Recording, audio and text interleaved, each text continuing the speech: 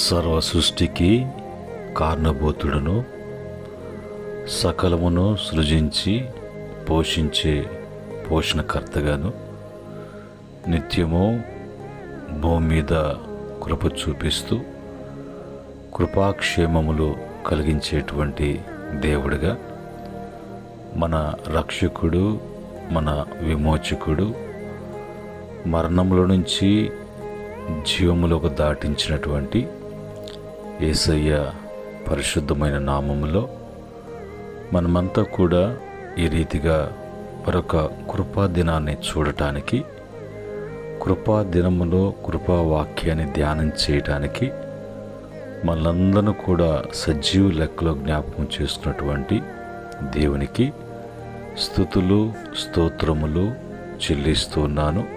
అలాగనే మానక ప్రతిరోజు కూడా దేవుని యొక్క కృపా వాక్య ధ్యానములలో పాలు పంపులు కలిగి ఉంటూ దేవుని మాటలు మాత్రమే వింటూ అన్వయించుకుంటూ బలపడుతూ అనుసరిస్తూ స్థిరులుగా ప్రభు వైపు చూస్తున్నటువంటి బిడ్డలకు ప్రభు పేరిట వందనములు, ప్రభు పేరిట శుభములు తెలియచేస్తూ ఉన్నాను. ప్రియమైన దేవుని బిడ్డలారా, ఈ సమయంలో మనము దేవుని వాక్యమును చదువుకొని దేవుని వాక్యాన్ని మనము ప్రార్థనాపూర్వకంగా దేవుని వాక్యాన్ని మనం ధ్యానం చేద్దాం. ఈ సమయంలో ఆది కాండము 1వ అధ్యాయము 27, 28 వచనాల్ని మనం చదువుకుందాం.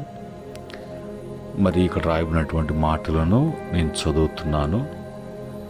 దేవుడు తన స్వరూపమందు నరుని సృజించెను, దేవుని స్వరూపమందు వారిని సృజించెను, స్త్రీనిగాను పురుషునిగాను వారిని సృజించెను. దేవుడు వారిని ఆస్వాదించెను. ఎట్లనగా, మీరు ఫలించి అభివృద్ధి పొంది విస్తరించి భూమిని నిర్మించి దానిని లోబర్చుకొనుడి, సముద్రపు చేపలను ఆకాశ పక్షులను భూమి మీద మరి ప్రాకు ప్రతి జీవిని ఏలుడని దేవుడు వారితో చెప్పెను. కృపగల తండ్రి పరిశుద్ధుడా, మీకు వందనాలు. మరొక దినములో మాకు ఇవ్వబడినటువంటి మీ వాక్యాన్ని మేము చదువుకున్నాం. మరి మీ వాక్యాన్ని మేము ధ్యానం చేస్తున్నాం. ప్రభు, మీ దాసును మరుగుపరిచి మీరు మాత్రమే మాట్లాడమని యేసుక్రీస్తు నామములో అడిగి వేడుకుంటున్నాము తండ్రి. ఆమేన్. ప్రియమైన దేవుని బిడ్డలారా, ఈ సమయంలో మనము చదువుకున్నటువంటి వాక్యము కుటుంబం ఆశీర్వాదము. కుటుంబము ఏ విధంగా ఆస్వాదించబడుతుంది, అసలు కుటుంబము అనేది ఏ విధంగా ఏర్పాటు చేయబడుతుంది, ఎవని ఏర్పాట్లో ఉంటే అది కుటుంబం కాబడుతుంది, ఆ ఏర్పాట్లో కుటుంబంగా ఏర్పడినటువంటి ఆ కుటుంబంలో దేవుడు ఏ విధంగా ఆయన ఏర్పాటు చేశారు, కుటుంబంగా పిలువబడుతున్నటువంటి కుటుంబంగా పిలిచినటువంటి దేవుడు ఆ కుటుంబాన్ని ఏ విధంగా ఆస్వాదిస్తున్నాడు, దేవుని ఆశీర్వాదములో ఆ కుటుంబం ఎలాగుంటుంది, దేవుని ఆశీర్వాదం కలిగి మరి ఆ కుటుంబం వృద్ధి చెందాలంటే ఏం చేయాలి, అలాగా బైబిల్లో నుంచి దేవుని వాక్యము ఏమని మనకి తెలియచేస్తుంది. అవి మనం ధ్యానం చేస్తూ ఆ క్రమంలో మరి మనము మన కుటుంబాలు ఎప్పుడు కూడా క్షేమం కలిగి ఆస్వాదించబడటానికి దేవుని యొక్క సన్నిధిలో మనం ఈ సమయంలో వాక్యాన్ని మనము చదువుకొని ప్రార్థనాపూర్వకంగా మనము ధ్యానం చేస్తున్నాం కనుక ఈ సమయంలో ప్రభువే ప్రతి బిడ్డతో కూడా మాట్లాడునుగాక. మొదటిగా ప్రభు అంటాడు, ప్రభు ఆయన యొక్క ఆలోచన దేవుని యొక్క స్వరూపమందు నరుని చేయాలని ఆయన తలంచాడు. కనుక నరునుకున్నటువంటి పోలిక స్వరూపము అనేది మరి అది వాళ్ళకున్నటువంటి తల్లిదండ్రులు, వాళ్ళ యొక్క పూర్వీకులు, వాళ్ళ యొక్క అందచందాలు, వాళ్ళ యొక్క మొక్కట్లతో ఉన్నటువంటి అనేది ఏది కూడా అది మరి వాక్యానుసారంగా కాదు. వాళ్ళు కొన్ని సందర్భాలలో అలాగా ఆలోచన చేస్తూ ఉంటారు. అసలు మానవుణ్ణి కలుగు చేయటం, మానవుని యొక్క పోలిక స్వరూపము దేవునిదే. ఆ విధంగా నరుణ్ణి ప్రభు చేసినప్పుడు మరి ఎలాగ చేశాడు అంటే స్త్రీనిగాను పురుషునిగాను వారిని దేవుడు సృజించాడు. కనుక పురుషుణ్ణి చేసినటువంటి దేవుడు పురుషునితో కూడా మరి స్త్రీ కూడా సమానంగా చేయబడి వాడు ఏకముగా ఏక శరీరముగా ఈ లోకంలో జీవించటానికి దేవుని కొరకు, దేవుని మహిమ కొరకు, దేవుని పోలికను, దేవుని స్వరూపాన్ని ధరించుకొని వారు ఆస్వాదించబడి ఆ ఆశీర్వాదంలో వాళ్ళు ఫలించాలని, అభివృద్ధి చెందాలని, మరి దేవుని ఆశీర్వాదంలో విస్తరించాలని, దేవుని ఆశీర్వాదం భూమి నిండించాలని, దేవుని ఆశీర్వాదంలో లోబర్చుకోవాలని, దేవుని యొక్క ఆశీర్వాదంలో సముద్రపు చేపలు, ఆకాశ పక్షులను, మరి భూమి మీద ఉన్న ప్రాకుతున్నటువంటి ప్రతి జీవిని ఏలమని దేవుని ఆశీర్వాదంలో ఇవన్నీ కూడా కలుగుతూ ఉన్నాయి. కనుక ఇవన్నీ కూడా ప్రభు కలుగు చేసి ఆ విధంగా ఆయన అమర్చినట్లుగా, ఏర్పాటు చేసినట్లుగా ఆయన యొక్క ఉద్దేశములో, ఆలోచనలో కుటుంబం అంటే అలాగా ఉండాలి. ఇది ప్రభు యొక్క ఆయన ఆలోచన విధానం. అంతేకాని మరి కుటుంబం అంటే మనుషులు ఆలోచించినట్లుగా, మనుషులు నిర్ణయించుకున్నట్లుగా అనేది ఎప్పుడు కూడా అది వాళ్ళ యొక్క మనుషులు ఏర్పాటు చేయబడినటువంటి కాదు. మనుషుడు సృజించబడ్డాడు, అంతేకాని మనుషుడు సృజించింది కాదు. ఏది కూడా ప్రతిది కూడా దేవుని చేత సృజించబడినదై ఉన్నది అని గ్రహిస్తూ ఇప్పుడు కుటుంబాన్ని దేవుడు అలా కలుగు చేసి వాళ్ళని జతపరిచి వారిని ఏకం చేసి వారికి గర్భఫలమునిచ్చి వారిని దేవుడు కుటుంబము అని పిలుస్తున్నాడు. ఆ కుటుంబం ఎవరి కుటుంబము? ఫలానా ఇంటి పేర్లు, ఫలానా కులము, ఫలానా మతము అని ఏది కూడా లేదు. ప్రతిదీ కూడా అది దేవుని కుటుంబము అని పిలువబడటానికి మేము దేవుని బిడ్డలము, దేవుని కలిగినటువంటి కుటుంబము అనే విధముగానే పిలువబడాలి. కానీ ఇంకా వేరే దాంట్లో ఎలాంటిది కూడా తీసుకురాకూడదు. కుటుంబం గురించి 108వ కీర్తన మరి 1 నుంచి వచనం నుండి దాంట్లో 1వ వచనము 4వ వచనములో ఆ యొక్క చరణాలని చూసినప్పుడు మొదటి చరణములో దేవునికి భయపడుతూ ఆయన మార్గములో నడిచే మనుషుని కుటుంబము ఆస్వాదించబడును అనే మాట అక్కడ రాయబడి ఉంది. అంటే యెహోవా యందు భయభక్తులు కలిగి ఆయన త్రోవ నడుచువారు ధన్యులు, నిత్యముగా నీ చేతి కష్టాజిత్తాన్ని నువ్వు అనుభవిస్తావు అన్నట్లుగా. కనుక దేవుడు కలుగు చేసినటువంటి కుటుంబము భయము కలిగినటువంటి, భక్తి కలిగినటువంటి కుటుంబం. మరి పురుషుడు, భర్త భయభక్తులు, భార్య భయభక్తులు ఉండాలి. అలాగున్నప్పుడు దేవునికి భయపడేటువంటి మరి కుటుంబంలో ఎప్పుడు శాంతి, సమాధానము అనేది ఉంటుంది. దేవునికి భయపడేటువంటి కుటుంబంలో ఆ భార్యకు భర్తనిచ్చిన, ఆ భర్తనకు భార్యనిచ్చిన, వారికి సంతానం ఇచ్చిన వారు ఆశీర్వాదకరంగానే ఉంటారు. మూడవదిగా మరి వారికి ప్రభు చెప్పినట్లుగా పిల్లలు, సంతానము అనేది వాళ్ళకి వరముగా ఇవ్వబడడం, వరముగా ఉండటము అనేది జరుగుతుంది. ఆ క్రమంలో మరి ఇంట్లో సంతోషము, సమృద్ధి అనేది దేవుడే ఇస్తున్నాడు, దేవుడే ఇస్తాడు. దీనికి ఏం మార్పు లేదు. వేరే ప్రయత్నాలు, వేరే ఆలోచనలు, వేరే మార్గాలు అనేది ఏది కూడా ఇందులో లేదు. ఆ కుటుంబము దేవుని చేత కలుగు చేయబడి, జత చేయబడి ఆస్వాదించబడినటువంటి కుటుంబం. ఆస్వాదించబడిన కుటుంబంలో దేవుని కూర్చున్నటువంటి భయము, భక్తి.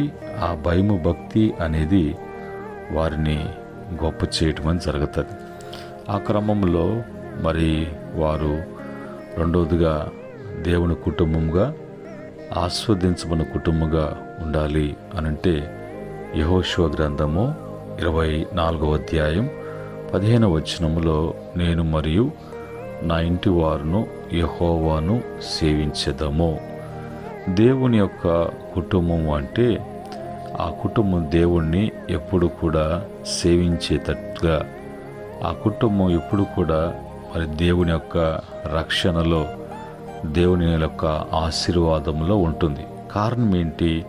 ఆ కుటుంబం దేవుని కుటుంబంలో కలుగు చేయబడినటువంటి దేవుని వలన అలాంటి కుటుంబం భయభక్తులు కలిగి దేవుని సేవిస్తూ ఉన్నటువంటి కుటుంబంగా ఉన్నప్పుడు ఆ కుటుంబంలో దేవుని రక్షణ, ఆ కుటుంబంలో దేవుని సమాధానం, ఆ కుటుంబంలో దేవుని సంతోషం, ఆ కుటుంబంలో దేవుని యొక్క సమృద్ధి, ఆ కుటుంబం ఎప్పుడు కూడా దేవుని చేత ఆస్వాదించబడినటువంటి కుటుంబంగా ఉంటుంది. మూడవదిగా సామెతల గ్రంథం 20వ అధ్యాయం 7వ వచనంలో, నీతిమంతుడు మరి అతను నిజాయితీతో నడిచినప్పుడు అతని పిల్లలు ఆస్వాదించబడతారు. నీతిగా, నిజాయితీగా నడుచుకుంటూ జీవిస్తున్నప్పుడు మరి ఆ ఇంటి యజమానుడే కాదు, ఆ ఇంటి యజమానురాలే కాదు, మరి ఆ యొక్క తర్వాత తన బిడ్డలు, పిల్లలు ఆస్వాదించబడతారు. కనుక పెద్దవారు జీవించి చిన్నవారికి నేర్పించాలి. పెద్దవారు అనుసరిస్తూ నడుచుకుంటూ అది పిల్లలకు కూడా నేర్పిస్తూ నడిపిస్తున్నప్పుడు మరి నీవు ఆస్వాదించబడినట్లుగానే నీ బిడ్డలు కూడా ఆస్వాదించబడతారు. కనుక తండ్రి నీతిగా జీవిస్తే ఆశీర్వాదము పిల్లల మీద కూడా అది ఉంటుంది, పిల్లల మీదకు ఆశీర్వాదము వస్తుంది అనేది మర్చిపోకుండా ప్రవర్తన మొదటిగా తల్లిదండ్రులుగా, పెద్దవారుగా వారు సరి చేసుకోకపోతే బిడ్డలు కూడా సరి కాబడరు అనేది నేర్చుకోవాలి. నాలుగవదిగా అపోస్తల కార్యము 16వ అధ్యాయం 31వ వచనంలో, అక్కడ ప్రభువైన యేసుక్రీస్తునందు విశ్వాసం ఉంచము, అప్పుడు నీవును నీ ఇంటి వారును రక్షించబడుదురు అనేది అక్కడ రాయబడినటువంటి మాట. దేవుణ్ణి మరి విశ్వసించి, దేవుని తెలుసుకొని, దేవుడు ఇస్తున్నటువంటి, దేవుని వలన కలుగుతున్నటువంటి రక్షణలో ఉండటం అనేది, అది కుటుంబంగా ఉండటం అనేది ఆశీర్వాదకరం. అంటే ఇక్కడ ఏముండాలి అంటే విశ్వాసం ఉండాలి, విశ్వసించాలి. ఆ కుటుంబములో మరి ఒకరు నిజమైనటువంటి విశ్వాసం కలిగి ఉన్నప్పుడు ఆ యొక్క విశ్వాసం ద్వారా కుటుంబం మొత్తము కూడా దేవుని దయ పొందుకొని రక్షించబడి దేవుని రక్షణలో వాళ్ళు ఎదుగుతూ దేవుని రక్షణ బట్టి సంతోష ఆనంద గానాలతో ఆ కుటుంబం ఎప్పుడు కూడా నింపబడి ఉంటుంది. సంతోషము, ఆనందము, సమృద్ధి, రక్షణ, మేలులు అనేవి ఆ కుటుంబాల్లో ఉంటాయి. ఇది దేవుడు చేసినటువంటి, దేవుని చేత ఏర్పాటు చేయబడినటువంటి కుటుంబాలు, జీవితాలు ఆ విధంగా ఉంటాయి. ఆ క్రమంలో బైబిల్లో మనం చూసినప్పుడు మరి ఇప్పుడు చెప్పుకున్నటువంటి క్రమంలో దేవునికి భయపడిన కుటుంబము ఆస్వాదించబడుతుంది. దేవుణ్ణి సేవించే కుటుంబము రక్షించబడి వారు ఆశీర్వదించబడి దీవించబడతారు. దేవుని కుటుంబంగా నీతి కలిగి ఉంటే ఆ నీతి కలిగినటువంటి కుటుంబము ఆస్వాదించబడుతుంది. యేసుక్రీస్తునందు విశ్వాసం ఉంచినటువంటి బిడ్డలు రక్షించబడటమే కాకుండా ఆ రక్షణ ఆశీర్వాదము వారు కలిగి జీవించేటువంటి వారుగా ఉంటారు. కనుక ఈరోజు దేవుని కుటుంబంగా మనం పిలువబడుతున్నామా? లోకంలో శరీర సంబంధుల యొక్క ఆ కులము, ఆ మతము, ఆ ఇంటి పేర్లు కూడా తెగలు అవి పెట్టుకొని ఆచారాల్లో మా కులములకు మేము ఇచ్చుకోవాలా, ఇతరుల కులము అని కొన్ని వాళ్ళు నిర్ణయించుకొని అలాగా దేవుని ఆశీర్వాదానికి, దేవుని యొక్క దీవెనలకు దూరం అయిపోతూ ఉన్నారు. అలాగా అయిపోయి ఆ కుటుంబాలకి పర్థం లేకుండా ఆ కుటుంబాలు చిన్న భిన్నమైపోతూ ఆ కుటుంబాలు వాళ్ళు కనిపించకుండా చెదిరిపోయినటువంటి వారుగా ఎంతో నష్టపోయినటువంటి జీవితాలు, కుటుంబాలు మనం చూస్తూ ఉంటాం. కనుక ఎప్పుడు మేము మా కుటుంబాలు అని వాటికి లేనిపోయినటువంటి రూల్స్ అండ్ రెగ్యులేషన్స్ తెచ్చుకొని ఆచార సంబంధమైనటువంటి, మత సంబంధమైనటువంటి, కుల సంబంధమైనటువంటి పద్ధతులు అన్నీ కూడా తీసివేసుకోవాలి. అది ఆ కుటుంబం ఎవరిదైనా సరే వారు దేవుని కుటుంబంగా పిలువబడుతూ భక్తి, సేవించటం, విశ్వసించటం, దేవుని ఎదుట మంచిగా ప్రవర్తించటం అనేది ఏ కుటుంబము కలిగి ఉంటుందో ఆ కుటుంబము దేవుని కుటుంబం. కనుక ఆ కుటుంబంలో వారు అభివృద్ధి చెందటంలో, ఫలించటంలో, సమృద్ధి కలిగి ఉండటంలో అన్నిట్లో కూడా వారు దీవించబడినటువంటి బిడ్డలుగా ఉంటారు. ఇట్టి స్థితి, ఇట్టి కృప ఇది యేసుక్రీస్తు ద్వారా అనుగ్రహించబడుతుంది. అలాగా మీకు అందరూ కూడా అనుగ్రహించబడునుగాక. మీరందరూ కూడా దేవుని కుటుంబంగా పిలువబడి అన్ని విషయంలో కూడా ఆస్వాదించబడి స్థిరపరచబడునుగాక. ఆమెన్. ప్రేమగల తండ్రి, పరిశుద్ధుడా, మీకు వందనాలు నాయనా. ఈ యొక్క ఉదయకాలమందు కృపావాక్యములో మేము ఎవరము, ఏ కుటుంబంకి సంబంధించినటువంటి వారము, మా కుటుంబము ఏమిటి అన్నీ కూడా మేము తెలుసుకోవటానికి మీరు ప్రభా తెలియజేశారు. ఇందును బట్టి మేము నీ కుటుంబంగా పిలువబడాలి, కానీ మేము లోకులముగా, లోక సంబంధంగా, శరీర సంబంధముగా, కులమత భేదాలతో విభాగించుకొని పిలువబడకూడదు. ఆ కుటుంబం మీద ఆస్వాదించబడుతుంది. అది వాళ్ళు ఏర్పాటు చేసుకున్నటువంటివిగా వారి యొక్క నష్టాన్ని, కష్టాన్ని వాళ్ళే కొని తెచ్చుకున్నట్లుగా, వారే ఆహ్వానం పలుకుతున్నట్లుగా జీవించకుండా ఈ మాటలను బట్టి సరి చేసుకోవటానికి సహాయం చేయండి. కృప చూపించండి ప్రభు. మహిమ తెచ్చుకోమని మీ దయగల హస్తాలకు సమర్పిస్తున్నాం. ఈ దినమంతట్లో కూడా బిడ్డలకు మీరు అన్ని విషయాల్లో మీ కుటుంబంగా మేలు చేయమని యేసుక్రీస్తు నామములో అడిగి వేడుకుంటున్నాము తండ్రి. ఆమెన్. పరమందు తండ్రి ప్రేమ, కుమారుడైనటువంటి యేసుక్రీస్తు కృప, పరిశుద్ధాత్మ యొక్క సహవాసం ఈ మాటలు వింటూ, అనుసరిస్తూ, బలపడుతూ ప్రభును ఘనపరుస్తున్నటువంటి కుటుంబాలకును, సకల పరిశుద్ధులకును, ఆయన దాసులకును సదా తోడై ఉండి నడిపించునుగాక. ఆమేన్. దేవుడు మిమ్ములను, మీ కుటుంబాలను దీవించి వృద్ధిపరచునుగాక. ఆమేన్. మీకు దైవాశీస్సులు కలుగునుగాక.